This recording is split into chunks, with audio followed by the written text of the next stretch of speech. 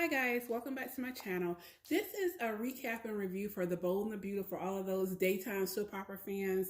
This is Bold and the Beautiful for Monday, February 7th.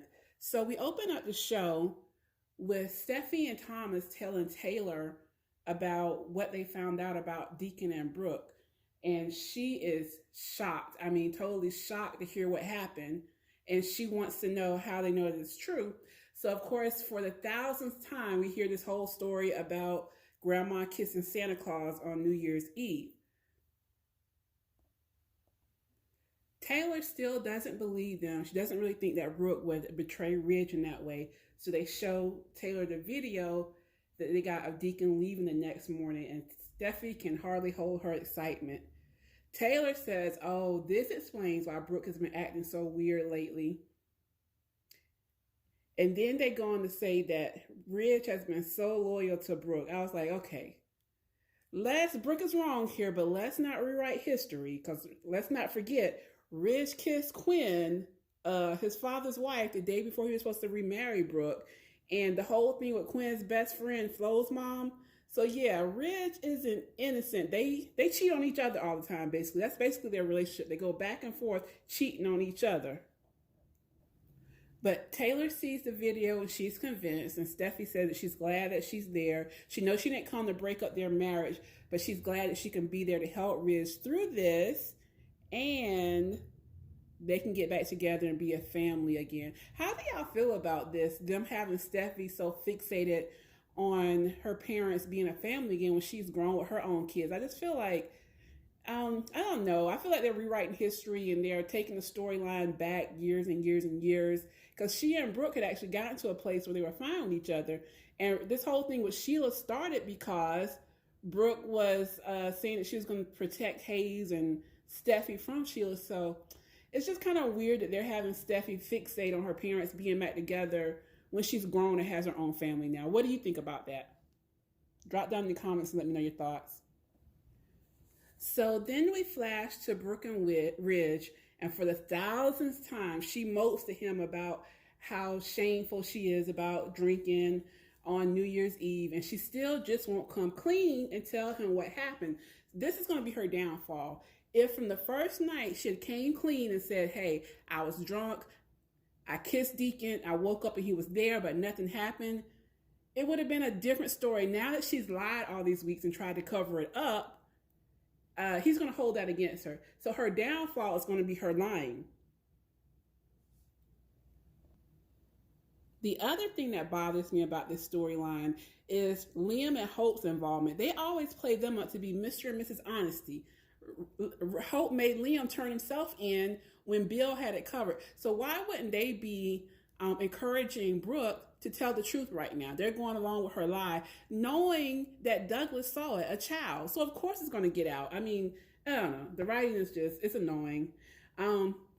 So she and Ridge go to an AA meeting and they come back and Ridge praises her for her honesty and talks about how it makes him love her even more, that she was so honest and so vulnerable during the meeting. So I definitely feel like this is some heavy foreshadowing, because that's what it's going to come down to. Ridge is going to feel betrayed because she lied over and over again, not only to him, but in the AA meeting. So watch. That's definitely foreshadowing.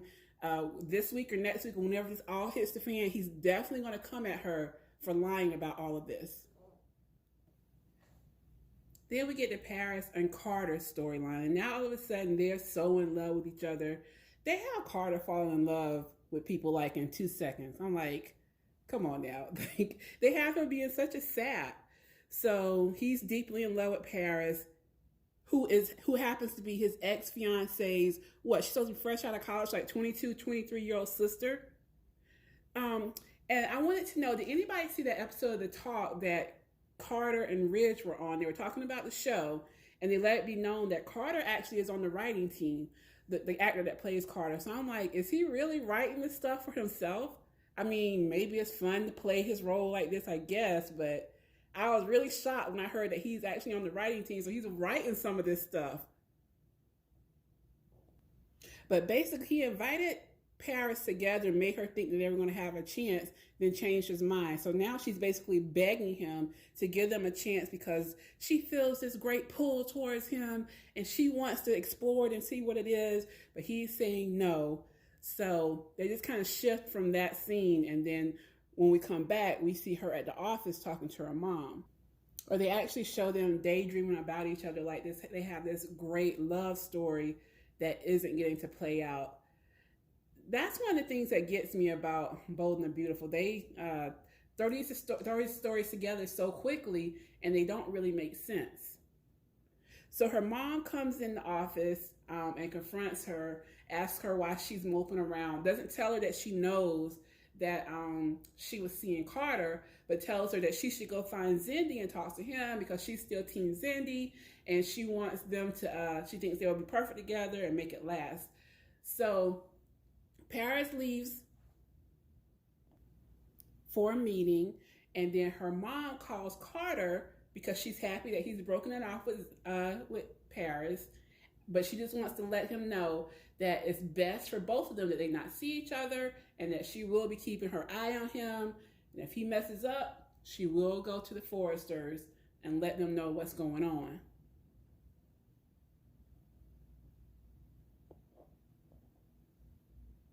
Next, we have Sheila popping up to see Finn.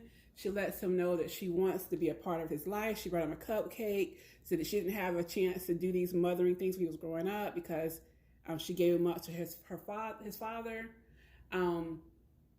and lets him know that she really wants to be a part of his life and Hayes' life.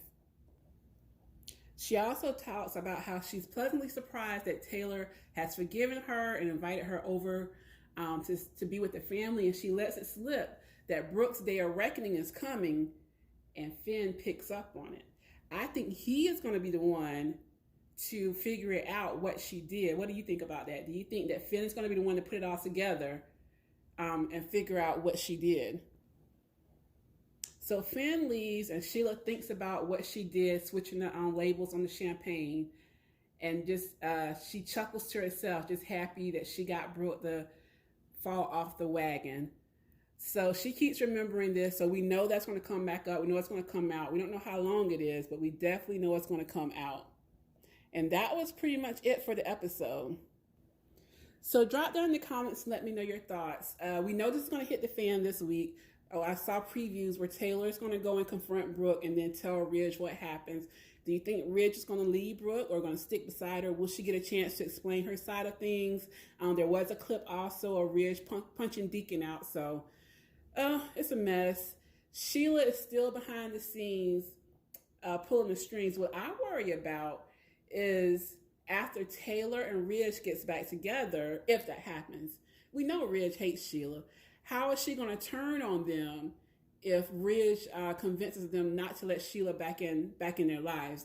Then she's going to be more upset, more evil. So that's going to be interesting to see as well. So let me know your thoughts about all of this, and I'll check in with you later in the week as this story progresses.